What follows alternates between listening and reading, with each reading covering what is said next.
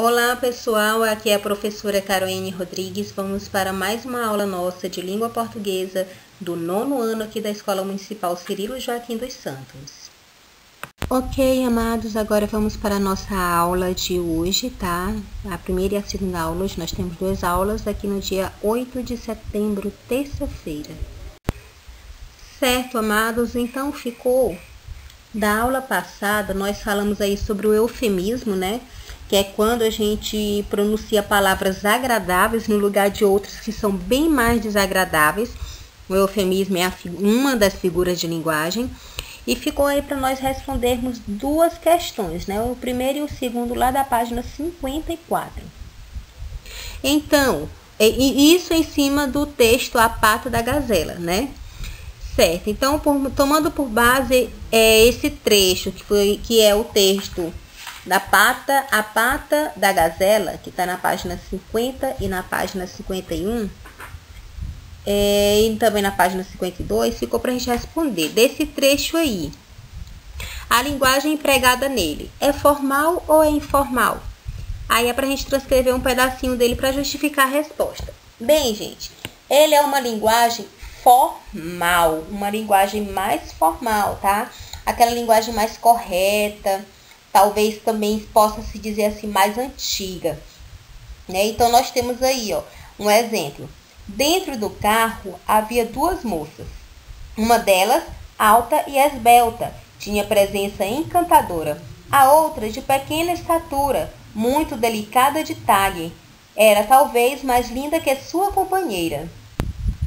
Certo, aí por que ela é mais formal? Porque no lugar dela ter colocado uma dessas moças era alta e esbelta, poderia dizer ela era alta e magra, alta e elegante.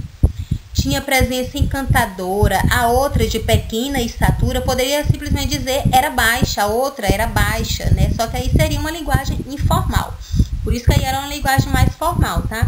Muito delicada de talhe, quer dizer, muito delicada de aparência, ela tinha aparência muito delicada, né? Então, a linguagem que ele fez a utilização aí é uma linguagem mais atual, tá? A letra B tem o seguinte: além das palavras no glossário, né? Então, a gente tem um texto aí, e nós temos o glossário que fica no finalzinho do texto. Aí ele diz assim: além dessas palavras, tem algumas outras palavras aí no texto que vocês não conheçam, e quais são elas, né? Alguns me mandaram aqui. Tipo, eu acabei de falar talhe, que significa aparência. Ela não tem o significado dela no glossário. Então, pode ser uma palavra que talvez vocês não conheciam, né?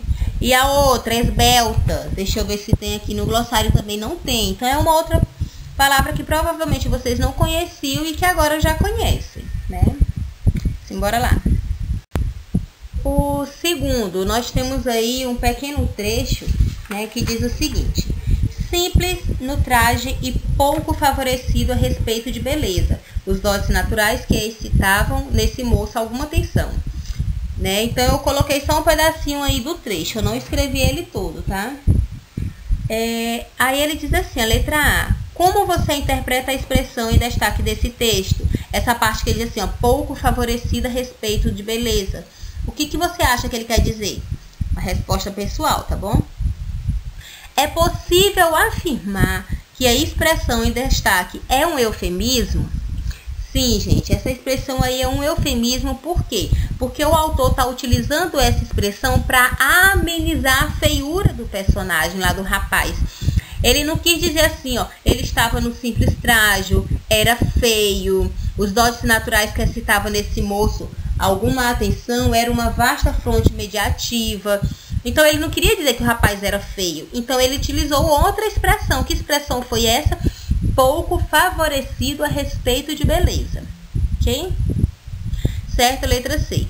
Que outra expressão poderia ser empregada caso não houvesse a intenção de abrandar a descrição desse personagem? Ou seja, se o autor não quisesse diminuir, amenizar, né, não dar um choque nele, que não quisesse colocar essas coisas tão delicadas nesse tipo de palavras, que expressão ele poderia usar?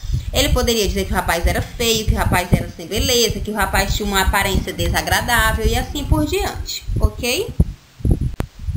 Agora, meus amados, a gente vai ver bem aqui um pouquinho sobre anáfora. O que é anáfora, ok? Ela também é uma figura de linguagem, tá bom, meu povo? Igual nós tivemos aí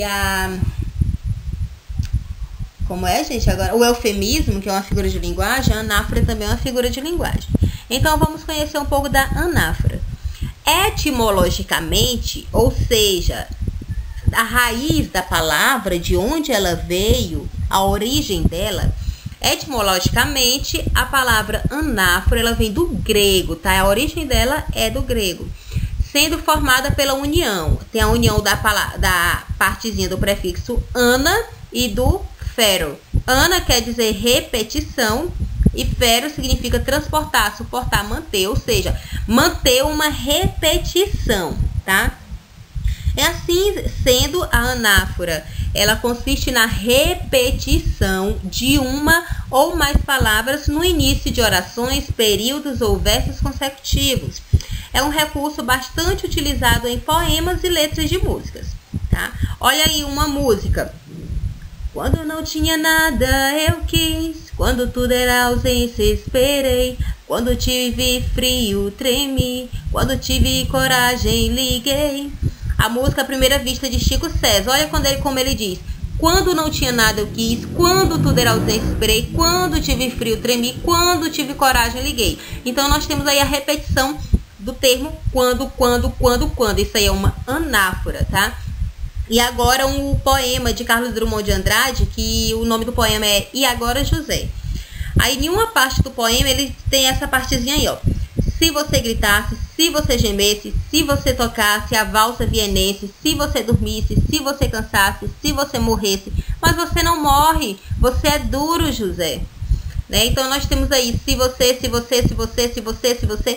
Esse termo de repetição nos inícios das palavras de períodos, de versos, de orações é uma anáfora, tá? Esse recurso aí utilizado nesse poema é uma anáfora, ok? Tudo bem? Entenderam? Certo. Então, para nós darmos continuidade, vocês viram aí um pouquinho sobre a anáfora. Nós temos um exercício para fazer, só que para vocês responderem este exercício, vocês têm que fazer a leitura do restante da Pata da Gazela, tá? De uma outra partezinha da Pata da Gazela, de José de Alencar. Bem na página 54 e 55 tem o texto, tá? Contando mais um pedacinho da história da Pata da Gazela.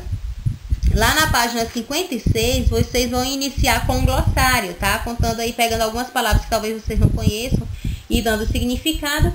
E a gente tem aí a atividade, o exercício do 1º ao 8º da página 56 e 57. Muito fácil, tá, gente? Só observar bem aí direitinho qual a pergunta, o que ele tá querendo. Olha aí, o primeiro, o que mais chamou a atenção de Horácio? A beleza do calçado ou o fato de as formas revelarem traços da moça desconhecida? Né? E vocês tem que ler o texto para poder responder, tá? Lê direitinho, interpretem direitinho. Lá no do quinto para o sexto, eles já começam aí a falar um pouco sobre a anáfora, tá? Então, prestar atenção na anáfora, que a anáfora é a mesma coisa de paralelismo, ok? Depois, no 7º, ele vem falando mais um tiquinho sobre romance. Ele dá uma definição sobre romance. E no 8º, ele fala um pouquinho do romance e do conto, tá? Ele vai querer saber uma opinião aí de vocês em relação ao romance e ao conto, ok? Para isso, façam a leitura do restante do romance da Pata da Gazela, que está bem aí na página 54 e 55, e interpretem direitinho o texto para poder responder, tá? O exercício do 1º ao 8º da página 56 e 57. Então, meus amores, bom estudo para vocês, abraços e até a próxima aula.